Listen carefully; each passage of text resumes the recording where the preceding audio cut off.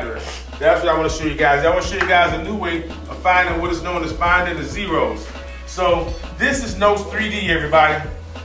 Notes 3D. Notes 3D.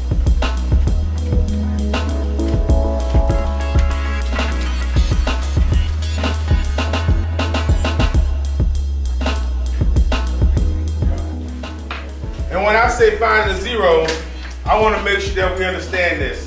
When we find the zeros, what we're trying to find is now we've worked on linear equations before. We've even worked on quadratic equations before, what we're doing right now. And when something's to the second power, that means it's taking a curve. It's a curve function. And what's that curve function called, guys? It begins with B. If we got, like for example, if we got x equals 1, right? Yes. What that means is it cuts through the x-axis at 1. It just goes straight up and down. All right, if we got something that's like x squared, if you graph that, it starts here because if x is 0, if we got y equals x squared, it starts here, and then when x is 1, y is 1. When x is negative 1, y is 1. When x is 2, y is 4. So it begins to curve upward. And this kind of function is called the what, guys? It begins with P. Oh, I forgot the name of it. I remember that. Parabola. Yeah, I thought you said problem. You said parabola. I thought you said, didn't say you said problem. You said parabola. You said parabola. Now I want to show you guys one more thing. You know, these functions, they go all the way. When you guys go into pre-calculus, you can be graphing functions to the 3rd degree function, 4th degree functions, 5th degree functions, 7th degree functions. I mean, when you guys move up to pre-calc and calculus, that's when you really start getting into these functions. And what I want you guys to understand is that this is what's known as an odd function. This is what's known as an even function. And what we're going to find today is we're going to find the places where it crosses through the x-axis. So if we're trying to graph it, then we'll know exactly how to do it. Come on in, JC. Come on in. All right, so I want to find the zeros on a couple of functions. Number one, let's say I got here y equals x squared. Let me get a darker marker.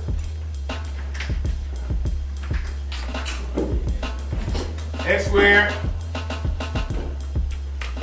plus 6x plus 5. So we want to find out, when I say we want to find out what the zeros are, what number x can you plug in here that's going to make that become a 0? And the best way to find that, You said what? what number x could I plug in here that's going to make, if I plug in 0, 0 is 0 plus 5 is not going to be 0. The best way to find it is by factoring. Ain't no number getting both of them except to get 6. What about this, Lou? What does this become when we factor this out?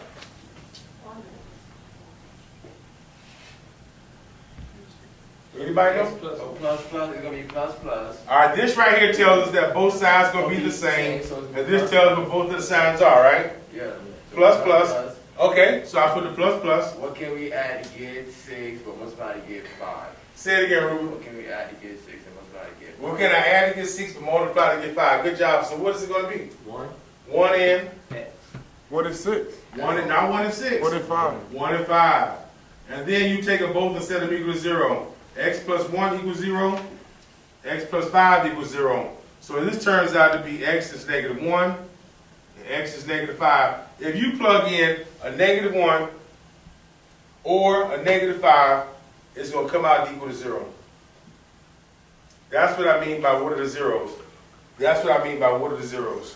Now, I want to show you guys another way of doing this as well today. I want to introduce you guys to something called synthetic division. I want to introduce you guys to something called synthetic division. What does synthetic mean? Fake. Fake. And we all know what division means already. How do you do fake division? Okay, let me show you what I mean. Like, for example, I take this, okay, here's what they call standard form. This is what they call a standard form of a quadratic. Y equals ax squared plus bx plus c. That's called the standard form of a quadratic. And we normally use this when we plug it into the what, guys? The quadratic equation. Y'all remember we were working with the quadratic equation? Yeah. So we can find the zeros too by plugging into the quadratic equation. If y'all plugged in A, B, and C, these would be the two answers that you would get. You would get those two answers. So that's another way of finding the zeros. So that's just a shorter way of it. Yeah, that exactly, Karan. It's just a shorter way. But I'm going to show you a way today that is so easy. Y'all would be like, Doc, why you been showing us that? Okay. Okay. So if I got here, guys, y equals x squared plus 6x plus 5, right? So what's a equal to, guys? The x2, x1. What number is in front? X squared. 1. And what's b? 6. And c? 5. All right, so we take here our a, b, and c. 1, 6, 5. Like, for example, what are the factors of 5? What could I multiply to get 5, guys? 1 and 5, right? So, or either -1 and -5. Yep. So I'm going to take one of these, and whichever one gives me a remainder 0, that's the 0, one of the zeros. See, like for example, let's say I take the 1, right? I put a 1 here. You always bring the first one down. In synthetic division, I always bring down the first one. So I bring down the 1. Now for here, this is where it begins. 1 times 1 is 1. 6 plus 1? 7. 1 times 7 is 7, right? Now you got here 5 and 7. 5 and 7 is our remainder here 0? No. So that's not one of the zeros. Go ahead, JT. Where you got those numbers from? From here, the 1, the 6, and the 5, and the number out front is one of the factors. Like when you take the factors of a number, that's why it's called synthetic division, because you're dividing it, but it's real quick. It's real quick. Like let's do it with -1 and see what happens. Let's use -1. -1, and I got here 1, 6, 5. 1, 6, 5. X squared plus 6x plus 5. Always start off by bringing the first one down. No matter what it is. Yep, no matter what it is. -1 times 1? 1. 1 or -1? Negative. -1. 6 minus 1? 5. 5. -1 times 5? 5. -5. 5 minus 5? 0. We found one of the zeros. Even harder. It's be easier. We found one of the zeros. Easy bro. Y'all think it's harder than that? Nah, it's easy, bro. Why y'all trying to be finding all them numbers? All I want to do is give you guys, Easy for numbers, they ain't got nothing to do with the problem. watch, all I want to do is give you guys more ammunition that you can use in the war. I want to show you guys more than one way of trying to work this thing out. And also, check this part out here. We got the -1, right? Here's the other part of your answer. Like for example here, see this here? This means it's going to be x plus 5. And you always take the opposite of this, x plus 1, if you want to factor it.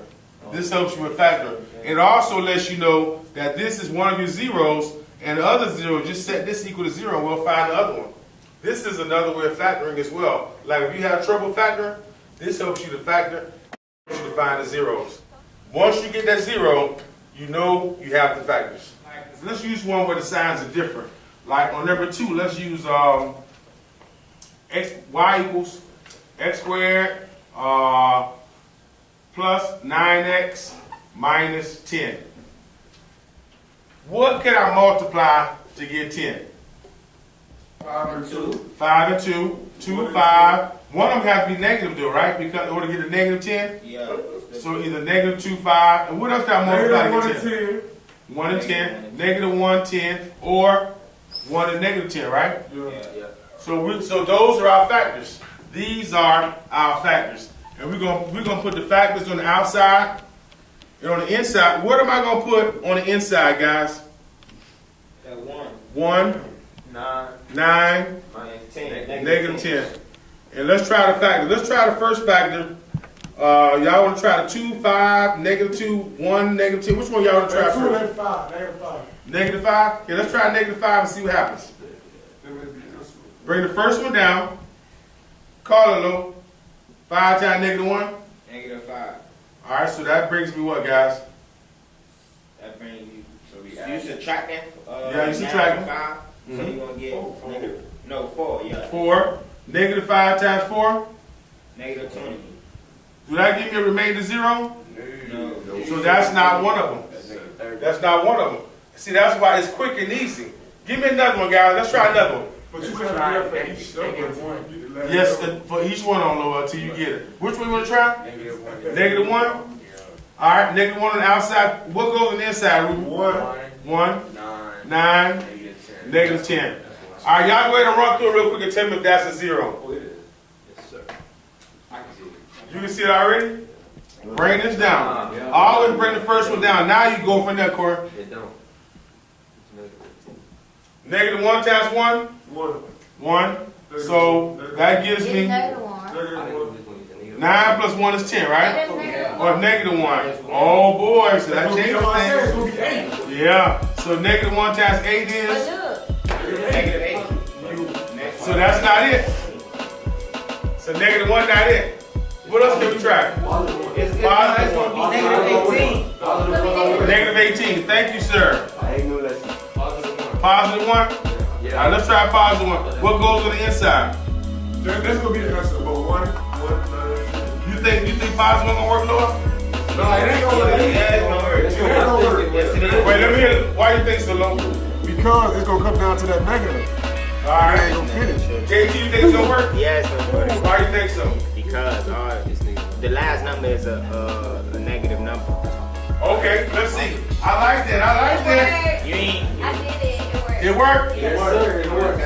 All right, call it for here, D. What I put down here? Break down the 1 and then put the +1. 1 times 1. 1, right? Yeah. And Not then you're here. gonna get 10. 10. And you're gonna get +10. 1 times 10 is? 10. Remainder 0. So the thing now, here's the hardest part that you need to remember. This is the 0. This is a 0. If you want to factor this, you got to remember that this sign's going to be different. Like here, we already know this is going to be x plus 10 because of this part right here. Now here, we got to change this sign, so this is going to be X minus -1. x minus 1.